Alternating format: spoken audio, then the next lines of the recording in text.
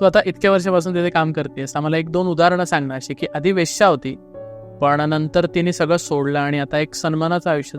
बंगाली मुलगी होती आणि तिला 2 मुलं होती आणि तिच्या नवऱ्याने आणून तिला इथं विकलं होतं. तिला धंदा करायचाच नव्हता, पण मुलांसकट तिला नवऱ्याने इथं विकलं. तर ती शिकली इथे, मुलगी 10वी झाली. तिला आम्ही नर्सिंगचं प्रशिक्षण दिलं. तिने इथे काही काळ हॉस्पिटलमध्ये जॉब केला. साधारण 1.5 वर्षामध्ये ती त्याच्यात खूप तज्ज्ञ झाली, बऱ्यापैकी पैसे गाठीला बांधले तिने. आणि अशा अनेक महिला आहेत की ज्या व्यवस्थित बाहेर पडलेल्या आहेत आणि त्यांचं व्यवस्थित चालू आहे. जसं आता रेड लाईट एरियात आम्ही एका कंपनीच्या CSRच्या मदतीने बायका सफाई कामगारचं काम करतात. क्लीन रेड नावाचा आमचा तो प्रोजेक्ट आहे. त्या बायकांना 22,000 दर महिन्याला ॲश्युअर्ड पगार मिळतोय. आज त्या कंपनीच्या पेरोलवर आहेत.